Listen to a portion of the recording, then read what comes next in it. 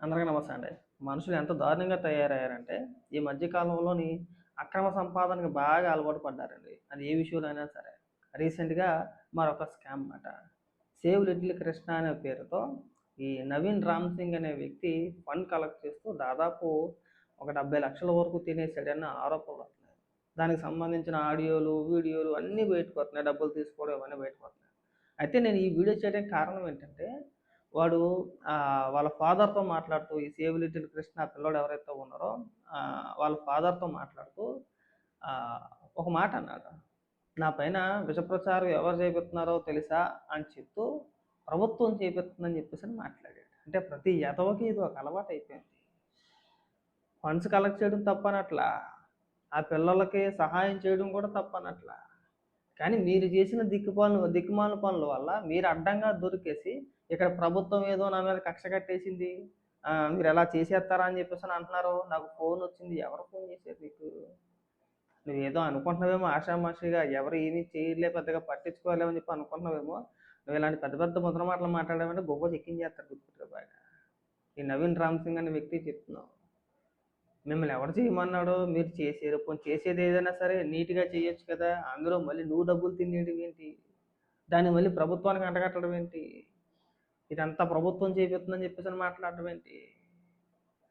జనాలు కూడా ఒకసారి బాగా ఆలోచించండి.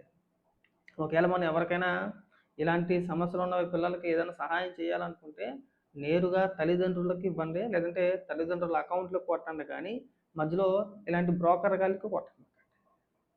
ఈడు లోఫర్ ఎదవలు ఈళ్ళంతా కూడా. పిల్లల పేరు చెప్పి డబ్బులు తినడానికి సిగ్గు అనిపించట్లేదురా ఎదవల్లారా కాస్తైనా కానీ. మనుషులకు పుట్టారా? లేదంటే పశువులకు పుట్టారా? మాకు అర్థం కావట్లా. ఆ పిల్లోడే అనారోగ్య సమస్యలతో బాధపడుతుంటే ఆ పిల్లోడు పేరు చెప్పి మీరు డబ్బులు తింటాం మళ్ళీ. 1000, 2000 కాదు మళ్ళీ లక్షల రూపాయలు. సరే అవన్నీ మళ్ళీ చాలా పెద్ద సబ్జెక్ట్. ఆ పూర్తి వివరాలు కూడా నాకు తెలియదు దాని గురించి. అసలు ఏం జరిగింది? ఎంత కలెక్ట్ చేశారు? ఆ ఆడియో చూసిన తర్వాత నాకు ఫీజులు ఎగిరిపోయినాయి. అసలు వీళ్ళు ఫండింగ్ కలెక్ట్ చేయడం ఏంటి? అది మళ్ళీ ప్రభుత్వం ఉందని చెప్పేసి ప్రభుత్వం పేరు తీసుకురావడం ఏంటి? అసలు ఏమనుకుంటున్నారు అసలు మీ గురించి మీరు? మేము మళ్ళీ చెప్తున్నాం. మీరు ఏదైతే డబ్బులు తినేసారో, ఏదైతే స్కామ్ చేశారో, ఆ డబ్బులన్నీ మర్యాదగా లెక్కలు చూపించి ఆ పిల్లోడు తల్లిదండ్రులకి అప్పచెప్పే ప్రయత్నం చేయండి. అంతేగాని ఆరోపణలు చేసుకుంటా అలా జరిగింది, ఇలా జరిగింది ఇలాంటి పత్యాపార మాటలు మాట్లాడితే చెప్పులు తెగిపోయేలా కొడతారు ఎవడు కొడతాడో కానీ. ప్రతి ఎదవకి ఇది ఒక అలవాటు అయిపోయింది. ఇలాంటి ఎదవల వల్ల రేపన్న రోజున ఎవరైనా ఇలాంటి సమస్యలతో పిల్లలు ముందుకొస్తే వాళ్ళకి ఆర్థిక సహాయం చేయడానికో లేదంటే ఏదైనా చేయడానికన్నా ఎవరు ముందుకు రారు. ఇలాంటి ఎదవల వల్లే. మీరు ఎలా అడ్డగోలుగా తినేసుకుంటా ఉంటే ఎవడన్నా ముందుకొస్తాడరా రేపన్న రోజున ఎవరికైనా సహాయం చేయాలైనా సరే ఆలోచించాల్సిన పరిస్థితి వచ్చింది. ఇవి తగ్గించుకుంటే మంచిది. చేసేదేదో నీట్‌గా చేయండి. మీ స్వార్థం కోసం చేయమాకండి. మీ స్వలాభాల కోసమో, మీ స్వార్థం కోసమో పిల్లోడి పేరు చెప్పి మీరు బ్రతకాలనే ఆలోచనలు ఏమైనా ఉంటే కట్టిపెడితే బాగుంటుంది. కొంతమంది చాలా జెన్యూన్‌గా చేశారు. కొంతమందయితే బైక్ అమ్మేసి డబ్బులిచ్చిన సందర్భాలు కూడా ఉన్నాయి. అయి కూడా చూసాను. మరి మీకేం పోయే కాలంరా డబ్బులు తినేత్తాను నాకు అర్థం కావట్లా. జాగ్రత్తగా గుర్తుపెట్టుకోండి. మీరు మాట మాటితే మీరు తినేసి, దొరికేసి పైగా ఆ నిందను తీసుకొచ్చి ఎవరిపైనో ఏసేయాలనే ప్రయత్నాలు చేయమాకండి. ఆ డబ్బులన్నీ మర్యాదగా లెక్కలు చూపించి ఆ పిల్లోడి తండ్రికి అప్పచెప్పు. పిల్లోడి కోసమే కదా కలెక్ట్ చేశారు.